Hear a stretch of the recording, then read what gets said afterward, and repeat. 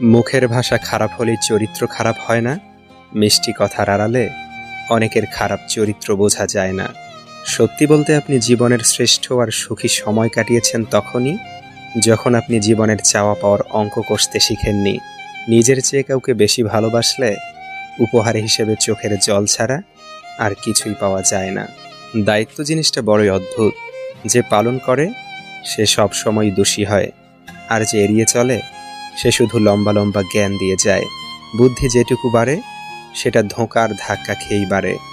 বাদাম, দুধ বা হরলিক্স খেয়ে নয়। সুন্দর সে নয় যে দেখতে সুন্দর, সুন্দর তো সে যার মন মানসিকতা সুন্দর।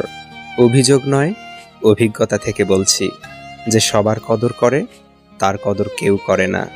সবার ভালো যে চায় তার কখনো ভালো থাকা হয় না, শুধু কষ্ট পেতে হয়। পৃথিবীতে বাঁচতে হলে অনেক সময় অনেক কিছু মেনে নিতে হয়। কিছু কিছু মুহূর্ত আসে যখন নিজের অসীম ভালো লাগাকেও বিসর্জন দিতে হয়। কেউ ভালোবাসার মানুষটাকে হারিয়েও তাকে ফিরে পাওয়ার আশায় অপেক্ষা করতে থাকে, আর কেউ ভালোবাসাকে মাঝপথে ছেড়ে দিয়ে নতুন আর এক ভালোবাসায় নিজেকে ব্যস্ত করে রাখে। কার কাছে কি কতটা গুরুত্বপূর্ণ সেটা মুখের ভাষায় নয়, সময় গেলেই প্রমাণিত হয়। কেউ একজন জিজ্ঞাসা করলো রাগ কি? উত্তর এলো অপরের ভুলের শাস্তি নিজেকে দেয়া।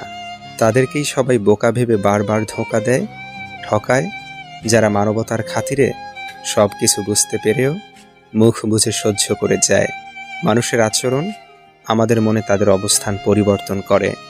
মায়া হলো কালো জাদুর মতন, যা ধীরে ধীরে মানুষটাকে নিঃশেষ করে দেয়। হঠাৎ করে মানুষ উঁচু জায়গায় চলে গেলে নিচু তলার মানুষদের আর মানুষ বলে মনে করে না। যে ঠকে সেও কাঁদে, আবার যে ঠকায় সেও কাঁদে।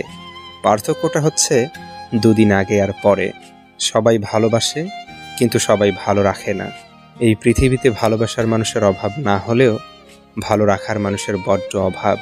যারা রবের উপর ভরসা করতে জানে তাদের শেষটা কখনো দুঃখের হয় না। ধৈর্য এমন একটি গাছ যার সারা গায়ে কাঁটা কিন্তু ফল অতি সুস্বাদু। আমরা ভাবি ভালোবাসার মানুষকে বেশি ভালোবাসলেই সেও বেশি ভালোবাসবে, কিন্তু এমনটা করতে গিয়ে সে নিজেই সস্তা হয়ে যায় আর অপর মানুষটা দুর্বল ভেবে বারবার আঘাত করে। দুঃখ, কষ্ট, অবহেলা এগুলো আসলে তারাই বেশি পায় যারা কেবল নির্দিষ্ট কোনো একজনের মায়াতেই খুব বাজেভাবে আটকে যায়। পরিস্থিতি তোমাকে যেই অবস্থায় রাখুক চুপচাপ মেনে নাও।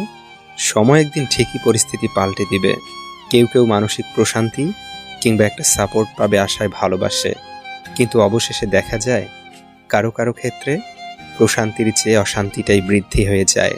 প্রেমে তাজমহল বানাতে হবে এমন কোনো কথা নেই। রুটি বানানোর সময় বউকে আটা মেখে সাহায্য করাটাও প্রেম। জীবনের অনেক সম্পর্কই নষ্ট হয়ে যায় শুধুমাত্র অবহেলার কারণে।